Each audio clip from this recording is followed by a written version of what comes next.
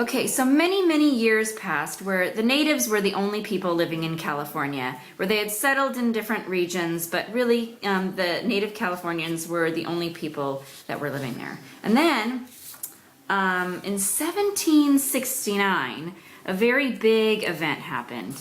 1, 7, 6, and I'm drawing it big because it's such a huge event. 1769. That year is the year when the first Europeans, and here's the continent of Europe right here. If you flattened out the globe, it would look at least kind of like that. The first Europeans arrived in North America. And the way that they traveled there was by boat. There were no planes then, just so you know. All the way around the tip of South America, all the way to North America. And the country that they came from first was the country of Spain. So we call them Spanish people. Okay, now these Spanish people were called explorers because that's exactly what they did. They basically went around the world exploring things. And they were looking for a couple things, actually, specifically. They were looking for a lot of wealth. Some of them were actually on a quest to find gold. Some of them just wanted to find new lands. And some of them were just kind of curious about the world because a lot of scientific advances had happened, like the invention of the compass and other things like that. So it made travel at least a little bit easier. So they were explorers, and they ended up on the coast of North America, on the California coast. And the two main things that these Spanish explorers were seeking were, if you could put it in 2 words, land, with an exclamation point, of course, and wealth, with another exclamation point. So in other words, they wanted land and they wanted to get rich.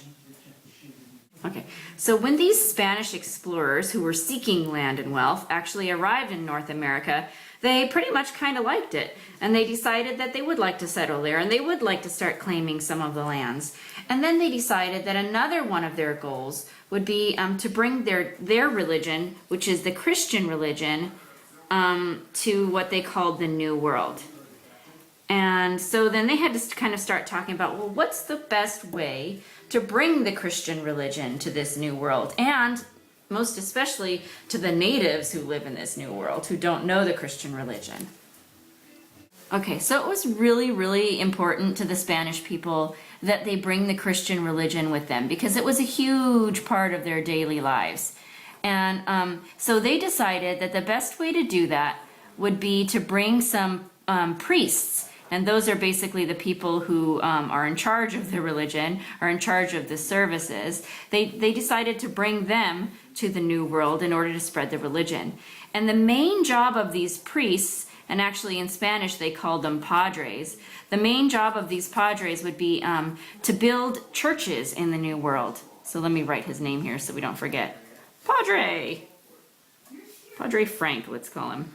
And the main job of these padres would be to build churches in the New World. And these churches would be known as missions because basically it was their mission to bring the Christian religion to the New World. And so that's exactly what they did. One of those priests, his name was Father Junipero Serra, and he's actually the priest who founded a mission right here in San Diego. I hope y'all have visited it because it's a really cool place and a very historical place. But if you have not, then guess what? Later in the year, we'll be going on a field trip to a mission just north of us. So there you go. There's the mission with the Christian cross on top. So a mission, like I said, is a church. And one of the first mission in California was actually built right here in San Diego. And it was built in the year 1769 by Father Junipero Serra. Eventually, after many, many, many years, because you can imagine how long it would take to build a church back then without all the fancy construction stuff we have nowadays. But eventually, after many, many years, 21 missions were built all along the coast of California. So let me put my 21 right here.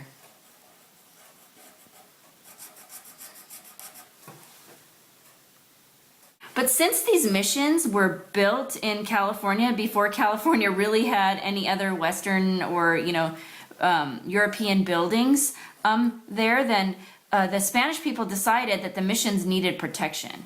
And so they built communities called presidios.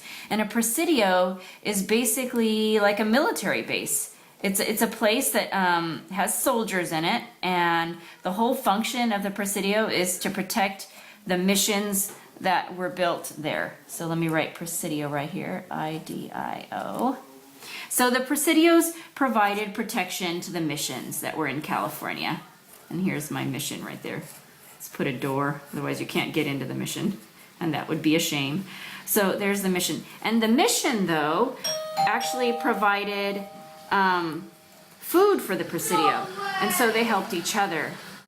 Okay, the other type of community that ended up being built by the Spanish people and by the Padres were pueblos. And pueblo basically just means town.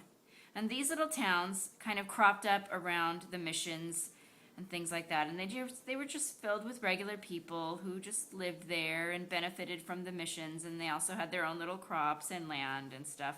And the pueblos also shared their food with the presidio. And the presidio also provided protection for the pueblos. So mission gives food to the presidio, pueblo gives food to the presidio gives protection to both of them. Okay, so you might be tempted to think that the priests who were in charge of the missions kind of spent their whole days just, thinking about their religion and praying and going to church and things like that.